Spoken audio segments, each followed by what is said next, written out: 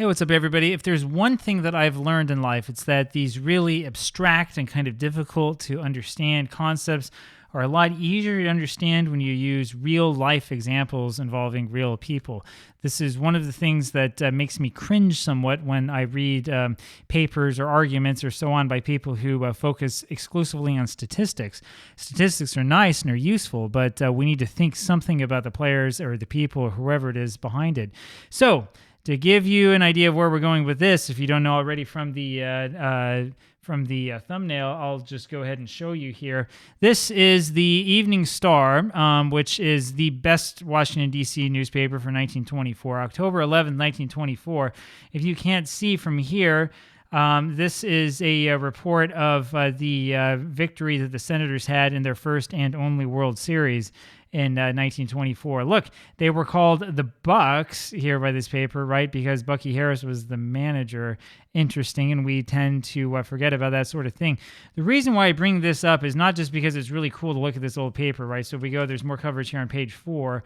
City goes insane in carnival spirit. There's all sorts of talk about baseball's Trojan Wars, what they refer to the World Series as.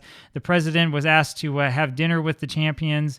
The Senators just went absolutely bedlam after winning the series, and on and on. But the reason why I'm talking about this game is not necessarily because of this cool newspaper, but rather because of an unusual thing that happened in the game. We're going to come up to that here. So we'll go over here to page 12, which is where we have the actual coverage of the game. And this is going to be a little bit hard to read, but whoops. We will take a close here. There was a duel of wits in this game. As you will recall, the manager for the New York Giants was the famous John McGraw, who we talked about a lot. Stanley Raymond Harris, also known as Bucky Harris, was only 27 years old, managing the Senators, the Nationals as they're called here. Remember that thing with the nickname flipping back and forth? That's one of the things we have to remember. So it says here, another move in the duel of wits that had been waged between Stanley Raymond Harris, 27-year-old manager of the Nationals, and John Joseph McGraw, pilot of the Giants and twice his age since the series started, and which ended with youth served as the old adage says it must be, was seen in the nomination for mound duty by Harris of Warren Ogden, a pitcher who had not previously appeared in the series. It never was intended that Ogden should pitch this game. The carefully concocted plan of Harris was to have southpaw George Morgridge follow Ogden on the hill and thereby cause withdrawal by McGraw of Bill Terry, a southpaw batsman who had amassed a 500% hitting average that played havoc with the Washington pitchers in favor of a right-handed sticker calculated to be less effective against Marbury, a hurler of orthodox persuasion who was scheduled to follow Morgridge. The strategy worked out as planned. Ogden fanned Lindstrom, the first Giant to face him, and after passing Frisch, who was replaced by Morgridge, who subjugated Terry and the other Giants until the 6th inning, when with a 1-run lead due to the homer Harris pulled into the left field stand, a duplication of his circuit drive in the second game, Morgridge weakened to the extent of issuing his first pass to Young, who galloped to third, blah, blah, blah, blah, blah. And it was here that McGraw sent the right-handed hitting Musial in to bat for Terry, right? So, to translate that in English, right, so that you understand what this means, what happened is John McGraw, as we all know, was a huge proponent of platooning and especially of splits. And he didn't want to play the left-handed hitter Terry, who was on a tear in the series, against a left-handed pitcher. What happened in the end is, knowing this, Bucky Harris put a right-handed pitcher into the game in the beginning so that McGraw would start Terry.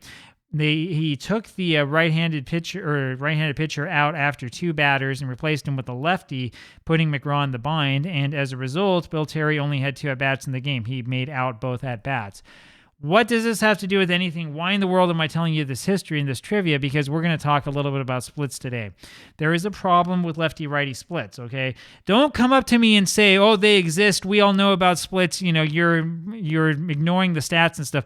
I know that there is a difference between lefty and righty hitters. I do. It does exist. But when we talk about this in terms of baseball simulation games, we fall victim to the fallacy that John McGraw fell victim to here. This is Baseball Reference. Here is what Bill Terry's stats look like in terms of lefty-righty splits. We'll zoom in on this so you can see it. Hopefully you can see this. One of these days I'm going to learn how to actually edit videos. So this is Bill Terry, 1924 totals. Versus right-handed batters, or right-handed pitchers, he had 150 plate appearances, only 23 against left-handed. He had 254 against righties, 182 against lefties. No matter what number you look at, he's going to look better against righties than against lefties. Right? That's just the way that it was. It doesn't matter if they were starters or relievers. It's going to look the same either way. We can look at the split relative to the player's total OPS, which is sort of advanced. I would prefer to just have the OPS and be done with it. I don't know why we have to have, all of these relative splits here instead of just the OPS number. But you can see that his batting against righties was much better than against lefties. Now, I know that these stats are not 100% complete, right? But this is as good as we can get, at least at the moment. And when we get more complete statistics, it'll probably look the same. Now, you can look at this and you can say, well, McGraw was right. Terry was an awful hitter against lefties. But the truth is that we don't know that because of this problem right here. You see this number? Is that a big number? That is not a big number. That's a small number. He had 23 plate appearances in 10 games against left-handed pitching, which means that once the left-handers came in, he went out. Now, he did play against left-handed starters, but he only had 4 starts against left-handed starters, and he was actually also used frequently as a pinch hitter against righties as well. But you have to know that McGraw absolutely did not want to use him in the lineup against left-handed starting pitchers, right? If Harris had started a left-handed pitcher in Game 7 of the World Series, McGraw would not have batted Bill Terry. So you think, well, so what? So when we play with the 1924 season, we have to keep that split, right? It's absolutely important for us to do that, right? Think again. Yes, the split exists, but what you will notice when you look at splits on average over the course of a full career, I'm not talking about 1 or 2 seasons. I'm talking about 10, 12 seasons, something that gives you enough statistically significant plate appearances against left-handed pitching. When you look at that, the splits all go to a mean, and we can predict that players, based on their handedness, will hit a little bit less against one type of pitcher, a little bit better against the other type, right? So when we look at Bill Terry's career batting stats, this is what we see, right? This is for the whole career, right? Summary career with his 56.5 WAR and his 136 OPS plus. For his career, based on the stats that we have access to, he had about, a third of his games were against, a fourth of his games against left-handed pitchers and 3/4 against right-handed pitchers. That's about how the plate appearances even out. It still, though, is a somewhat significant number of plate appearances, 1,600. Against lefties. Remember, it's lefties you care about because left-handed pitchers are rarer than right-handed pitchers. And look at this. He had 346 against righties, 326 against lefties. There's a 30+% point spread in the on-base percentage and about a 30% spread in slugging percentage, right? This is the problem that we have. I don't care what player it is. If it's a player who stayed in the major leagues over the long run, you're going to see splits similar to this, depending upon whether the player is a right-handed batter or a left-handed batter, right? It's obvious. I know this myself, okay? I was a left-handed batter when I played in Babe Ruth League way back in the Stone Age, right? I remember that it was difficult for me to hit against left-handed pitching, right? Difficult for me to hit against curveballs, too, because I stopped playing when I was 12. But it was harder for me to hit against left-handed pitchers than against right-handed pitchers. And it was because it was harder to pick up the ball because of the angle that we were looking at. I'm looking more over my shoulder, trying to pick up the ball from his hand as it's coming sort of from a really difficult angle. I loved right-handed pitchers because I could see that ball come in. I could see all the movement on it as it went in, right? The same thing is true for any left-handed batter in the history of baseball. There is a split. It does exist. But if we're going to take very small sample sizes and base our cards or our player ratings or all these other things off of these non-statistically significant samples, we are going to wind up with problems when we replay the season. We're going to wind up making strange decisions as managers if we're actually taking control of the lineup, and we're likely to fall into the same type of mistakes that John McGraw fell into. This is one reason not to include lefty-righty splits in your baseball game. We will talk in the future more about this. I am fully aware that this was started by Hal Richmond with Strat-O-Matic back in the 1972 season. I know that this was a major step forward in tabletop sports when he started to use these statistics that were almost impossible to come by.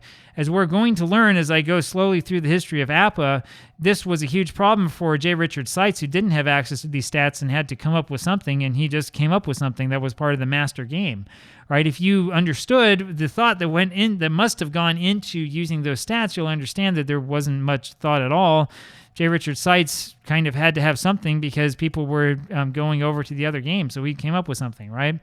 I mean, it's nice that we have this, but this idea that this stuff is very, very significant and absolutely has to be part of a baseball game, honestly, is not true at all. It's a fallacy. It's a complete fallacy. I know I'm going to get a lot of hatred and a lot of upset people for saying that, but it's actually true. Lefty-righty splits on the individual season level are not statistically significant because of the sample size.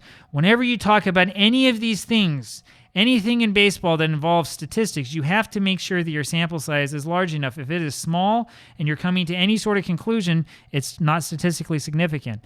Same thing happens on YouTube, by the way, right? If I have a video and it goes out there and only 10 people watch it and one person liked it and nobody didn't like it, it doesn't mean anything. If I had a video out there and 20 people watched it and some people watched it for a certain amount of time, the others watched it for 5 seconds, it still doesn't mean anything because your sample is too small, right? You're only going to get meaningful analysis and be able to make meaningful decisions if you have a large enough sample size. That is absolutely the case with baseball statistics, and it pains me. It pains me to see how many otherwise intelligent people get this wrong in the world of sabermetrics, and I'm going after them. Talk to you tomorrow. Bye-bye.